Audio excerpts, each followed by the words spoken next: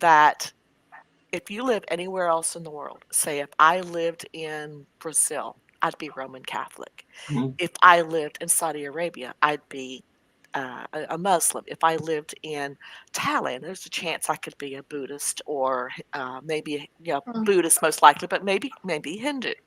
Yeah. And that stuck with me.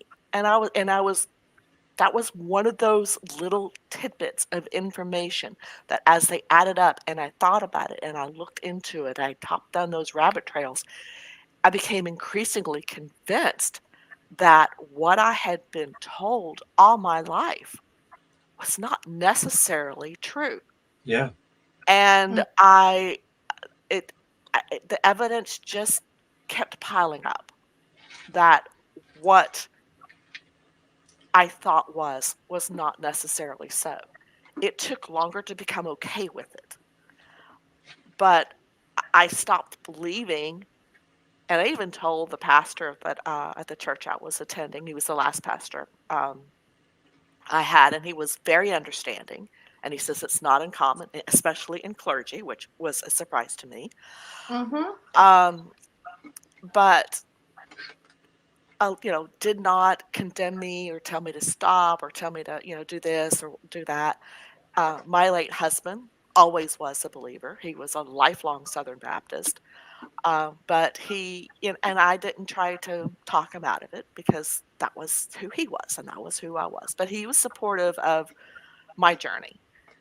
And it was something I couldn't tell you the day that it happened, but the longer I tried to stay, the harder it got to stay. To the point I was having, because I have some mental health issues. I have PTSD and depression and all that stuff. Well medicated, nice therapist. I'm good. But I was starting to have panic attacks all the time while I was at that church. I didn't recognize what they were at first, but one day I did. I realized I'm having a panic attack because I'm here. I can't do this anymore. And Mhm. took myself, I said, I can't do this. I resigned from everything that I was involved in, got myself into therapy, immediately got to a doctor, got on some medication, and started dealing with that aspect of what was happening in my life. It took me 6 months before I could drive by that church building. And they were lovely people. They were they were the most progressive church in this town of upstate South Carolina that is not known for that. They were, very unique, very community oriented, very much about helping their neighbors and those aspects that I like. It took me a year before I could even sing a note Whoa. because it just because my entire life, my entire church life Yeah. was wrapped around music. Yeah. And Mm. I Mm. just I couldn't even listen to music that much. It was Yeah. just too hard.